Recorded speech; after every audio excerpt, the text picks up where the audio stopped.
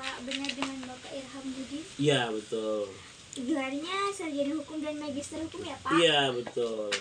Kasusnya perceraian. Hmm. Ini jatuhnya talak ya Pak? Cerai talak kalau laki-laki. Kalau perempuan dinamanya cerai gugat. Baik Pak, izin bertanya ya Pak Iya. ya. Bisa kalau perceraian itu prosesnya itu awalnya bagaimana Pak? Ya, awalnya pertama kan ada dua. Kalau dia terjadi sengketa, dia namanya gugatan. Kalau dia tidak ada sengketa, hanya sifat permohonan, maka dia dikatakan dia sebagai bukan gugatan tapi permohonan. Nah, sebenarnya perceraian ini adalah permohonan perceraian. Tapi karena orang sudah biasa ngatain gugat cerai kamu, akhirnya sudah terbiasa disebut dengan gugatan. Sebenarnya permohonan cerai talak. Nah itu. Nah, jadi prosedurnya yang pertama kalau cerai talak ini adalah laki-laki mengajukan permohonan cerai terhadap istrinya. Yang mana putusannya akan menjatuhkan talak satu bain sugro namanya. Nah, jadi tahapan pertama kali pihak pemohon atau penggugat lah ya, bisa disebut penggugat itu suaminya jelas. Itu mengajukan membuat permohonan atau gugatan. Permohonan itu dimana menyangkut tentang pertama identitas pemohon atau penggugat. Kemudian ada namanya posita. Posita itu uraian. Jadi begini, contoh Pak Budi menikah tahun 2010 yang dilaksanakan di KUA Bung Semuli dengan seorang wanita bernama Nindya gitu kan, binti Sutejo namanya. Nah, awal mula pernikahan tersebut berjalan langgeng. Nah, kedua belah pihak tinggal di rumah mana, kan itu ceritain kronologi. Nah, ya namanya posita itu uraian. Nah kemudian di situ di uraian itu juga disebutkan permasalahan. Nah sejak tahun 2023 awal ya kan, pihak termohon atau tergugat sudah tidak lagi satu rumah dengan pemohon. Nah itu contohnya. Pisah rumah jatuhnya? Ya, yang ada pisah rumah. Yang pasti gini, di peraturan Mahkamah Agung terbaru syarat untuk mengajukan gugatan minimal 6 bulan setelah pernikahan. Nah, jadi saya juga ada perkara yang terhenti. Jadi dia menikah di bulan Mei, cekcok di bulan 6, bulan 7 pisah. Nah kemarin mengajukan gugatan karena terhalang di peraturan Mahkamah Agung terbaru, syarat minimal 6 bulan gitu. Jadi minimal 6 bulan telah menikah gitu. Jadi waktu itu 6 bulan gitu Pak? Iya, waktunya enggak, minimal 6 bulan. Minimal 6 bulan. 6 bulan setelah pernikahan gitu. Itu kasus yang Bapak tangani? Ya, yang sekarang ada salah satunya. Itu proses penyelesaiannya gimana Pak? Ya, penyelesaiannya begini. Jadi kan tadi kan setelah pemohon atau penggugat mengajukan gugatan, didaftarkan di pengadilan. Di PTSP. Ya. Jadi tempat permohonan terpadu satu pintu namanya. Kemudian kalau kita menggunakan kuasa hukum, maka ada surat kuasa antara kuasa hukum sama klien. Nah, si kuasa hukum mendaftarkan di PTSP, mendaftarkan surat kuasanya di panitra hukum, namanya panut hukum meleges tentang sahnya advokat dari surat sumpah, surat tugas, dan kartu advokat gitu kan. Setelah itu gugatan itu membayar uang gugatan atau uang perkara. Nah biasanya di pengadilan itu beda-beda kerjasamanya dengan bank mana. Jadi kita setorkan uang perkara itu di masing-masing bank yang telah bekerja sama dengan pihak pengadilan. Kalau Pengadilan Agama Kota Bumi itu dengan Bank Syariah Kota Bumi. Jadi Bank BSI, Bank Syariah Indonesia. Nah jadi transfer ke Bank Syariah, jumlah biayanya itu dihitung jadi jumlah radius jarak. Jadi setiap pengadilan itu punya SK ketetapan ketua pengadilan masing-masing. Jadi contoh jarak radius Semuli ini dihitung jarak apa, kan kriteria jarak itu ada macam-macam. Ada radius kota, ada radius sedang, ada radius sulit. Nah itu biaya macam-macam. Nah, ada kalau contoh radius kota itu 150.000, radius sedang 250.000, radius sulit sampai 350 sampai 550 per satu kali panggilan. Gitu. Jadi kalau kalian itu sebagai penggugat itu dihitung 2 kali panggilan. Si tergugat itu dihitung 3 kali panggilan yang akan dipanggil oleh jurusita. Nah, jadi dihitungnya di situ. Jadi contoh ini dia biaya perkaranya kalau dia 3 dihitung tergugat dia 3. Contoh ini kita hitung radius sedang ya. 250 untuk pihak tergugat. Ternyata yang lawannya penggugat atau tergugat tadi di radius kota kan dia cuma 2 kali, pemohon cuma 2 kali dihitungnya. Jadi rumusnya 2 kali 3. Jadi dihitung 2. Jadi temunya 150 300. Berarti 750 tambah 300 sekitar 1.200.000 biaya perkaranya. Ditambah ada uang panjar perkara namanya. Nah, sekitar mungkin 1.500.000-an. Nah, itu disetor ke pihak bank kerjasama pengadilan. Nah, setelah itu tinggal nunggu kapan jadwal panggilan. Nah, biaya tadi itulah yang dipakai untuk manggil relas. Jadi pihak penggugat dipanggil, tergugat dipanggil, ditentukan jadwal sidang, kapan sidangnya. Itu. Nah, setelah sidang pertama di Perma nomor 1 tahun 2016 jelas. Pertama kali gugatan itu adalah mediasi kedua belah pihak. Jadi semua perkara perdata itu kecuali gugatan sederhana ya, itu harus mediasi. Ada mediasi damai.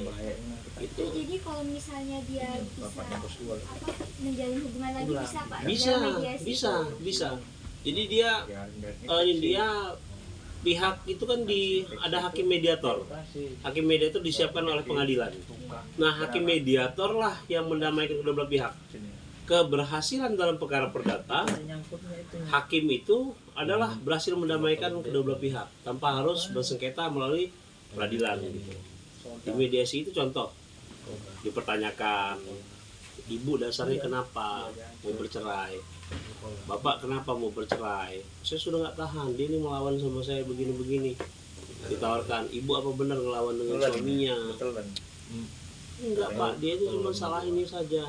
Oke, bapak pengennya bagaimana? Seumpama kalau ibu berubah perilakunya, bapak mau tidak memaafkan, digituin kan? Nah, kalau dia masih berkeras, ditanya lagi, dipancing lagi, bapak ibu ada anak tidak? Ada. Pernah sadar tidak kalau dari dampak perceraian ini, bapak ibu itu biasa saja, terputus sudah hubungan. Tapi yang namanya anak, sampai kapanpun bin dan bintinya adalah binti bapak ibu sekalian. Apalagi mereka masih kecil. Menurut Muhyis itu anak, kalau bahasa kompilasi hukum agama Islam, Muhyis itu anak 0-12 tahun. Jadi menurut Muhyis, anak 0 sampai 12 tahun harus tetap dapat asuhan dari bapak dan ibunya. Nah, itulah yang terjadi bapak ibu, anak itu menjadi nakal atau perilaku menyimpang karena kurangnya perhatian dari kedua belah pihak. Nah, itu karena ada yang nangis dia kan, saya ini. Nah, itu ada banyak juga yang berhasil, yang damai, ada pelukan.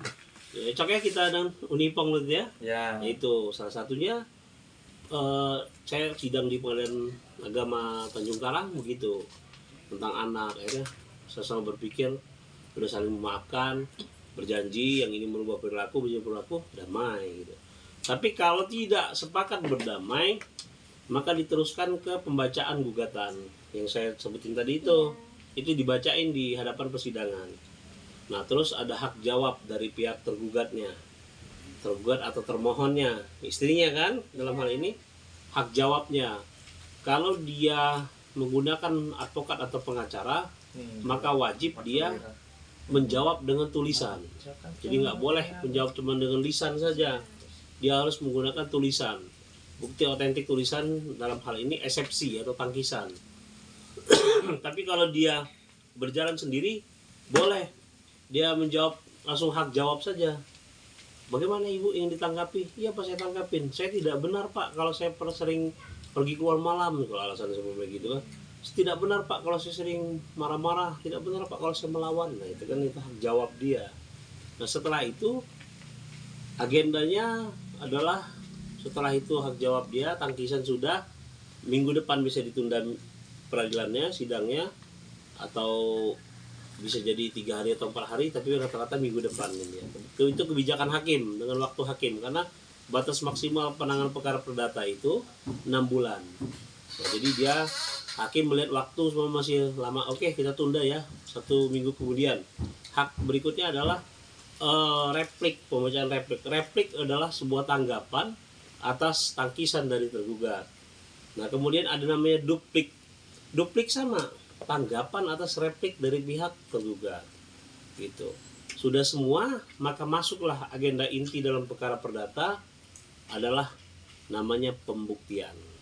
Nah, pembuktian, kalau dalam perkara perceraian ini, apa yang dia uraikan harus dia buktikan, pemohon atau penggugatnya. Dalam hal ini dia telah menguraikan bahwasannya dia menikah di KUA. Apa alat buktian ini dia? Jelas adalah buku nikah, alat bukti pertama. Kemudian alat bukti kedua, dia menerangkan sering terjadi pertengkaran terus menerus, ya kan? Maka siapa? Hadirkan saksi. Saksinya yang mengetahui, iya Pak, mereka sering berkelahi. Iya Pak, mereka sering cekcok gitu.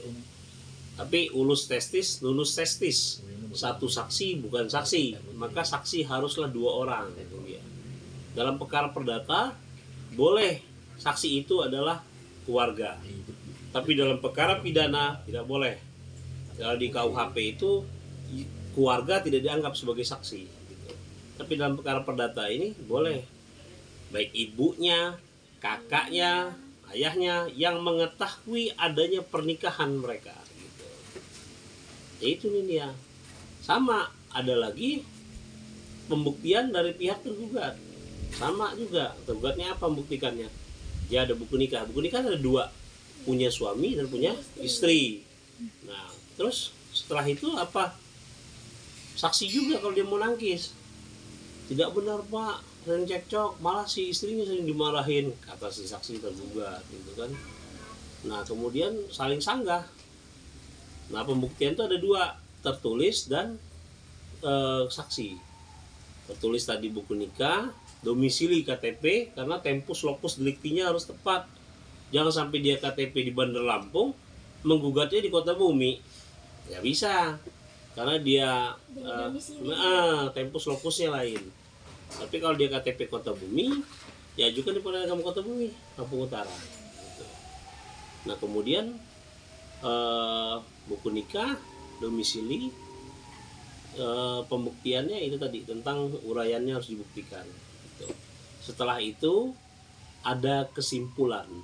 Nah kesimpulan itu adalah tulisan kita dari mulai berjalannya sebuah perkara, dari mediasi, kalau dia untuk penggugat, yang kesimpulannya itu dari mulai mediasi, permohonan gugatan, replik, saksi-saksinya, kemudian sampai pembuktian tertulisnya.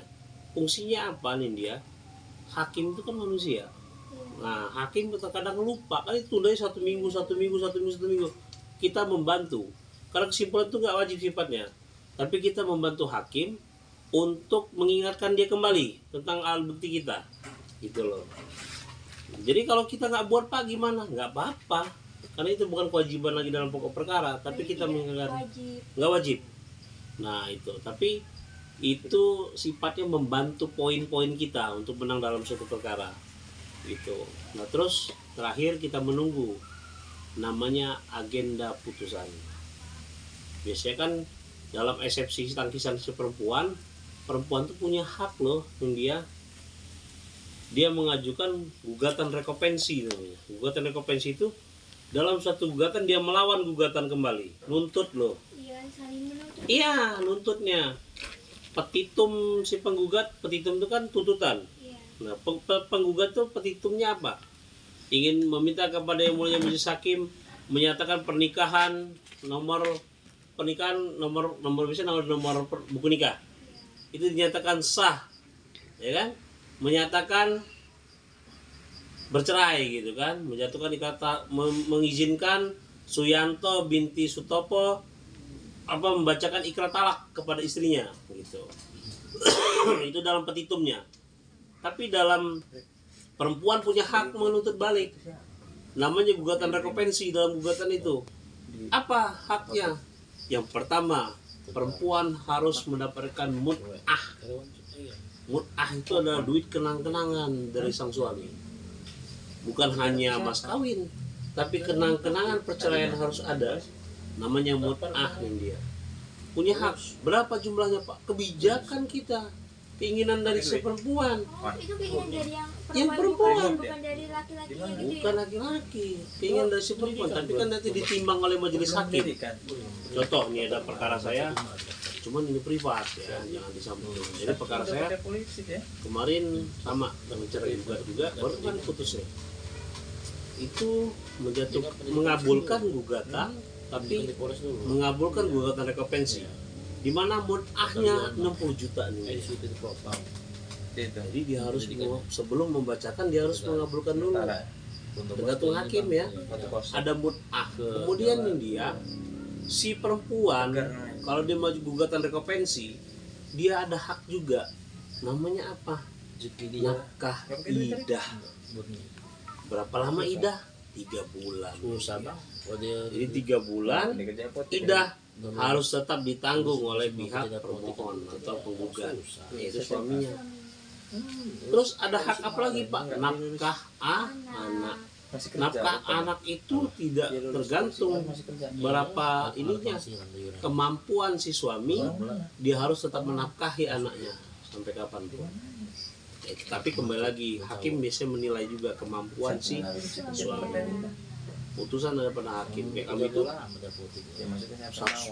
miliar permohonan mut'ahnya. Mana 1 miliar ya kan? Terus itu apanya itu idahnya dihitung 100 juta per bulan, 100 juta dong.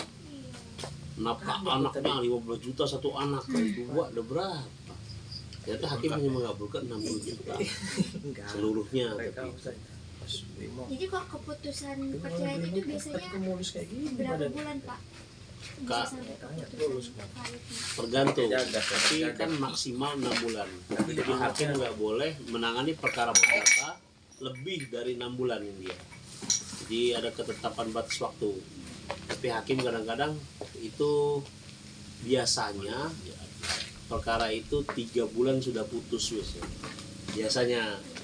Tapi kan ada yang molor-molor juga. Contoh ada hakim yang sedang cuti, ada hakim yang berhalangan, sedang pelatihan gitu kan. Nah itu tunda. Tapi nggak boleh melebihi batas waktu maksimal 6 bulan dalam suatu perkara. Gitu mungkin. Terus apalagi? Sudah Pak, itu aja. Itu aja. Iya.